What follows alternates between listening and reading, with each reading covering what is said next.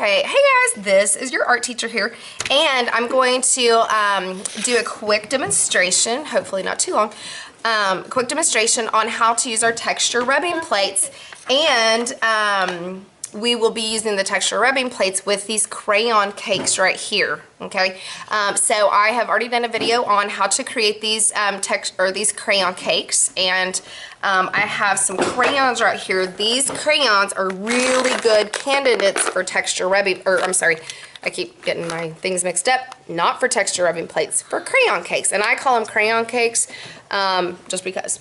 I guess you could call them crayon cupcakes or crayon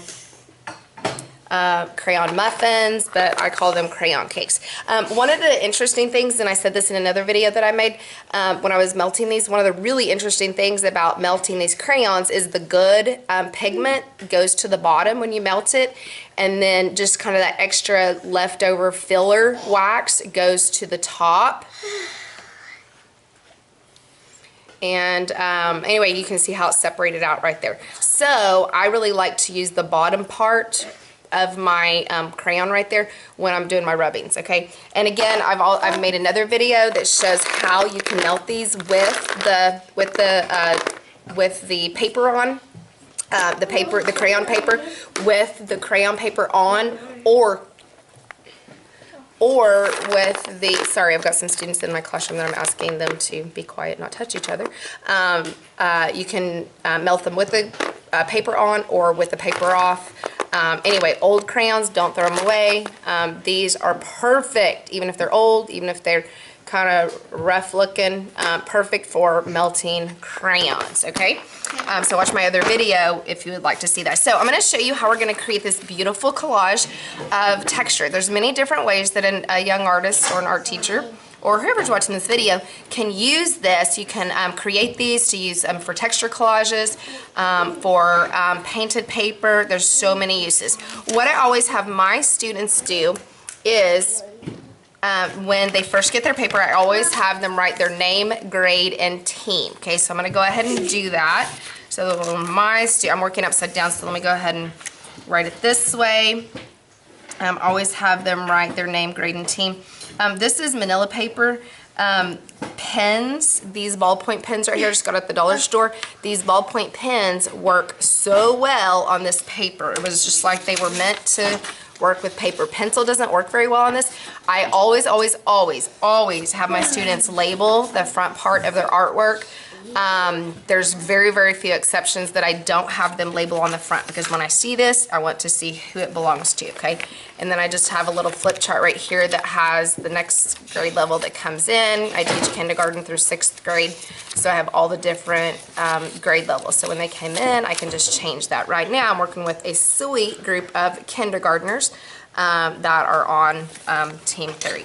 Okay, so I've got these texture rubbing plates right here, and I've got the crayon cakes that I'm going to use. What I do is I have them in different color buckets that my table leaders get to come to the supply table, and they get to choose their buckets. I have 4 different color groups. I recently made a whole bunch of these orange. I was going to show you this real quick. This is the I used a whole bunch of orange. These were already separated out. As you can see, I used a tissue box, but these are all separated out by color, and I put them, actually just yesterday, last night, I finished these. These were in here, and this is an old muffin tin that, as I said in another video, that my neighbor was gonna throw away, and being, you know, the art teacher that I am, I was like, oh, look at that, I can use that muffin tin. And when these are cooled, they cool at room temperature super quick. They have a really low melting temperature. They cool at room temperature really quick.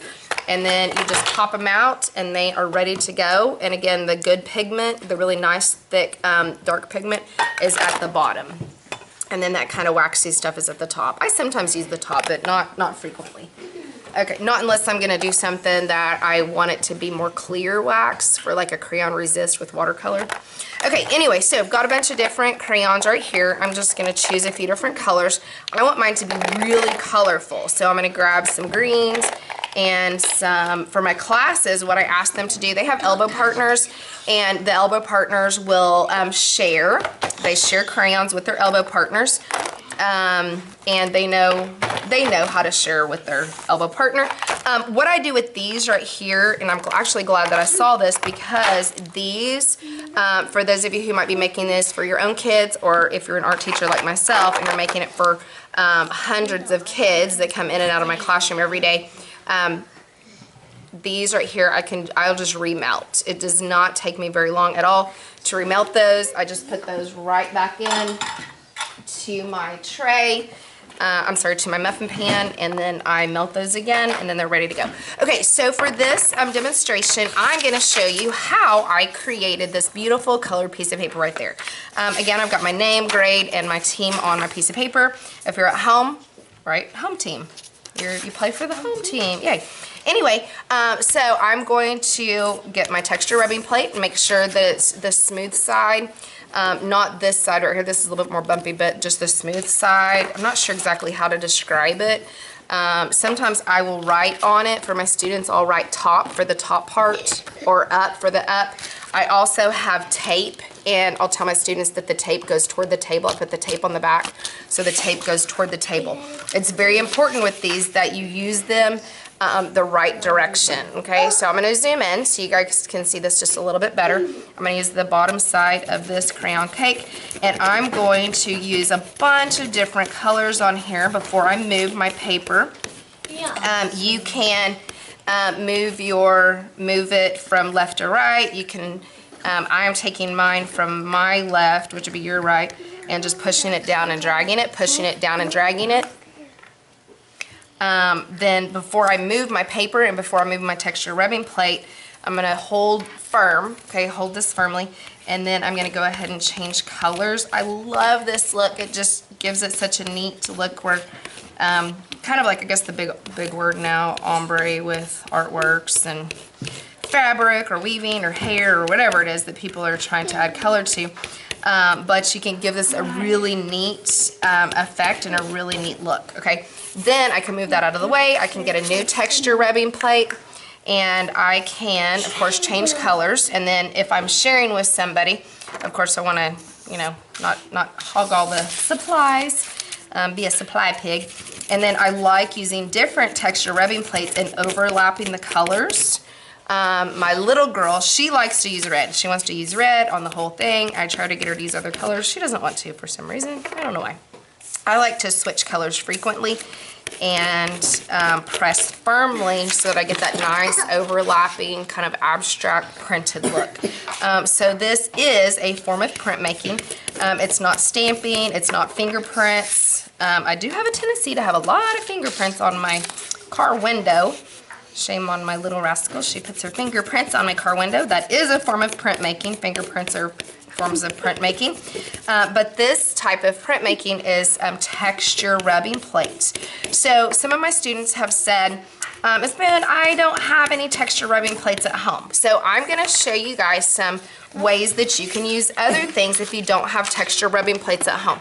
So this right here, this is the box that I showed you earlier that has the crayons in it. There's little lines right here. I can put this on here and pick up a crayon that I haven't used. I can take this. We don't have that. Look at that. I can rub across there, and now I have a print of this. Or I can rub this across this right here, and I have a print of this.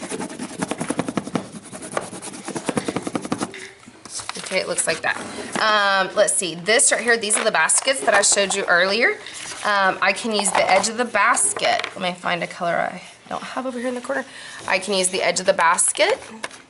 This one's kind of tricky to do it sideways here. It actually does turn out pretty good, so I'm going to use the edge of the basket. If your paper rips, just keep working. Don't worry about the rip part. We can always tape that later. Oh yeah, that's turning out really good.